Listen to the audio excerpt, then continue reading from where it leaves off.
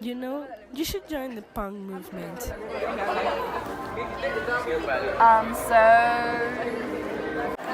it's really, really cool. And it, it understands everyone. Why? Punk emerged during the late 60s and early 70s in UK and United States and is a gender derivative of rock. It appeared as a response to the density of the progressive bands of the time, and compared to those bands, the punk music was a simpler rock style with faster and shorter songs.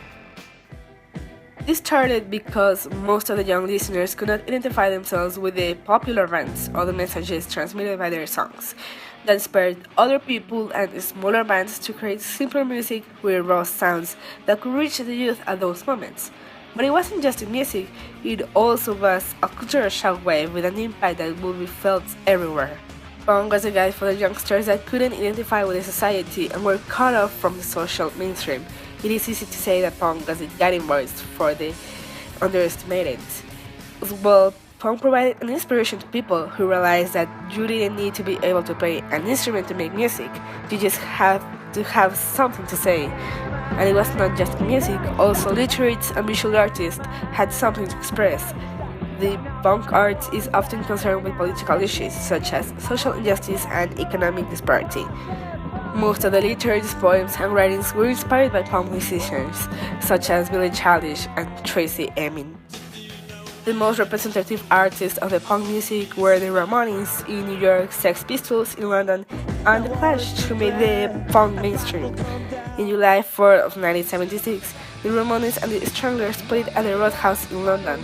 This show is often cited as the event that launched the punk scene in London and then spread over the world.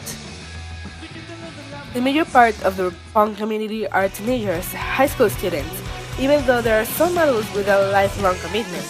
At the start of the movement, punks were principal men, but female punks have always played an important role in the punk subculture. Compared to other alternative cultures, mainland punk is much closer to being gender equalist. Also, larger portions of the punk community were homosexual or bisexual, and they were never mistreated for that. Even today, punk is still alive, and we stay with it, looking for a change in the world. Well, you already know what punk is about, so it's up to you. Think about it.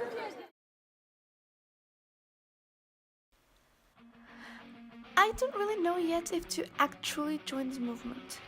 They are mostly college dropouts who are just constantly partying after all.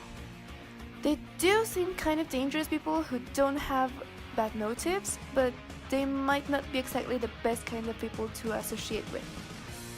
Having said that, I actually admire the stuff they stand for. Gender equality, no racism, not having trouble with homo or bisexuality.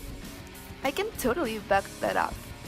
Doesn't seem fair at all to me that there are people who are simply mistreated for something they can't even control. Their music is way too awesome in too many levels as well, because it's not only a very cool sound, but it also has very valuable messages in the lyrics. It's great music that stands for great causes. The visual style they have is pretty violent, but it is also pretty badass looking. I'm pretty sure I wouldn't get messed with if I looked somewhat like that. Plus, I really like how all that black, crazy colors and leather look together. Oh my gosh, yes, that's finally cool. And I mean, great music, great fashion and art, and overall really, really awesome causes to get behind them. Also, it's like all this violence and go against the current of society stuff kinda encourages you to think for yourself instead of just following everybody else. If I am able to continue studying and not do drugs or those things, I might be just fine in there. Yep, I think I'm going to be another punk.